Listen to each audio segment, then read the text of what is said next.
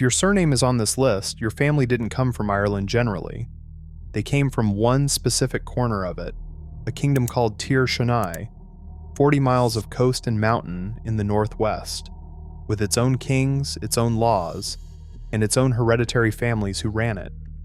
You're not just Irish by heritage, you're Tir Chonaill, and there's a reason that coastline shows up darker than anywhere else on Earth on a modern genetic map. Stay until number 1, because that name carries a story the record keeper spent 400 years spelling wrong. Number 10. Cassidy, O'Kayside, descendant of the curly-haired one. That's not what the annals called them. Under the year 1335, one line, chief physician of Fermanagh, died. That was the family office. Ollam Ligas, hereditary physician to the Maguires, father to son, for 300 years. Then the Gaelic order collapsed, and the office simply stopped existing. Medical manuscripts, half Latin and half Irish, handed down to sons who'd never be allowed to practice. The Cassidys drifted north, and today the name is densest in Donegal. They could name every illness they knew. This one didn't have a name yet. They spent their lives serving kings. The next family were kings. Number 9. MacLachlan. Mac Lachlan, son of Lachlan, and Lachlan meant Norseman. There's Viking blood sitting inside one of Ireland's oldest dynasties, right there in the name. The MacLachlans were the senior line of the Sonnell Nogain. They gave Ireland high kings. Then their own cousins, the O'Neills, took all of it and pushed them back into Inishowen, the peninsula at the top of Donegal, where they held on as a minor lordship. No English army did that, family did. The name is everywhere in America now, sounding thoroughly Irish and meaning thoroughly Norse. Some families lost a kingdom to strangers. The next one crossed a sea to defend somebody else's. Number 8. Sweeney. Mac Swibney. And most Sweeneys have never been told this. The name isn't Irish, it's Scottish. Knapdale, in Argyll, from a stronghold called Castle Sween. Around 1300 they crossed to Donegal as Gallagher, Gallagher's mercenary infantry, and the O'Donnells hired them and never let them go. Within 3 generations, they weren't hired men. They were 3 hereditary septs holding Finad, Banna, and Doe Castle, inaugurated at Kilmacrennan rather than on Iona. When the Gaelic world ended, Sweeneys took ship again into the Irish regiments of France and Spain. The name crossed water twice and survived both crossings. They chose Donegal. The next family had been there since before there was a choice. Number 7. Friel. O'Frigil, descendant of Firgal, man of valor. A small sept. No army, no castles, nothing worth confiscating, and no man ever became the O'Donnell without one.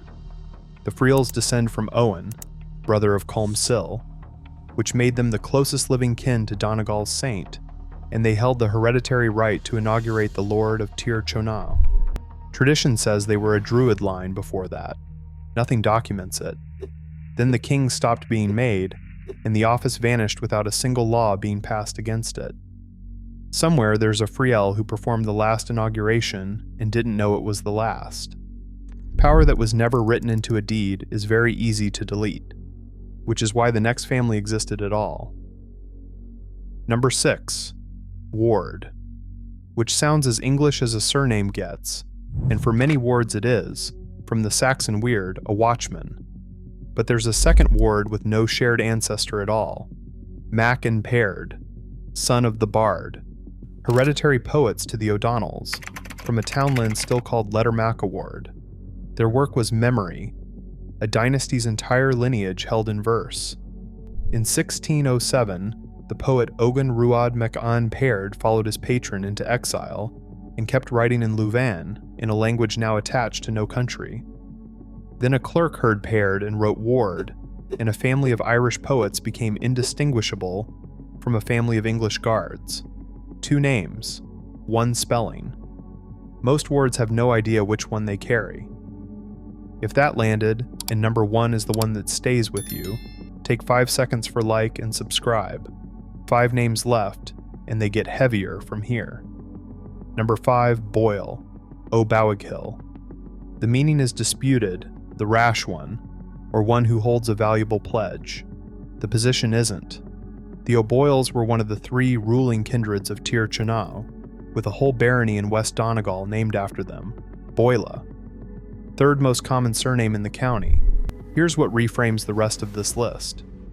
Almost every famous Boyle in Irish history belongs to a different family entirely. Richard Boyle arrived from Kent in 1588 with nothing and built an empire out of plantation land. 14 of the 15 Boyles in the national biography are his line. He wasn't a monster. He was a man taking what the law was handing out. The Donegal Boyles were what the law was handing out. Same name, same century, opposite ends of one conquest, which raises a question somebody had to answer. Who was keeping track? Number 4, O'Clery. O'Clerig. Hereditary historians and scribes to the O'Donnells. Their entire function was memory. Between 1632 and 1636, with the Gaelic world already gone, Michael O'Clerig sat down in Donegal with 3 other men and wrote out the history of Ireland from the beginning, the annals of the 4 masters, because he could see what was about to disappear and decided to get it down first. Then the name itself was anglicized. O'Clery became Clark, an English word for a man who writes things down. The record keeper's name was overwritten in the language of the people who ended them. He was documenting a collapse. That collapse had a date. Number 3, O'Donnell. O'Domnall. Kings of Tir Chonaill in an unbroken line back to Conall Gulban, son of Niall of the 9 hostages. Red Hugh nearly won the 9 Years' War, then died in Spain in 1602 chasing the army that would have finished it, and on a September night in 1607, from the shore at Rathmullan, the Earls of Tyrone and Tyrconnell boarded a ship with about 90 followers and sailed. They went to raise a force and come back. Not one of them came back. 1100 years of kingship didn't end with a battle. It ended with a departure. The earls left. Everyone carrying their names stayed. And one of those men refused to accept it was over. Number 2, Doherty. O'Doherty. From Dohartak, obstructive, hurtful. A name the crown eventually decided was accurate. But Sir Cahir O'Doherty, Lord of Inishowen, had fought for the crown. They knighted him. They called him the Queen's O'Doherty. Then the new governor of Derry sued him for his land, humiliated him publicly, and made it plain that a loyal Irish Catholic landowner had no standing whatsoever. In April 1608, Cahir takes Derry before dawn and burns it to the ground. By July, he's dead at Kilmacrennan, beheaded, his head on a pike at Dublin Castle. Inishowen went to the man who crushed him. 6 counties were declared forfeit, and the plantation of Ulster began in earnest. 11 weeks of rebellion, and the consequences are still on the map, which brings us to the name that was there through all of it, and still is. Number 1, Gallagher, O'Gal Chobhair, foreign help, hereditary marshals to the O'Donnells and commanders of their cavalry, the family that did the fighting for 400 years, and gave Raphoe 7 bishops alongside it. They weren't kings. They had no title to lose in 1607, which is exactly why they were still there afterwards. Still there through the famine. Still there when the boats went out of Derry Quay for Glasgow, Philadelphia, Sydney. It's the most common surname in County Donegal, which makes it the most common surname in the highest carrier region on Earth. And it has more than 30 recorded spellings.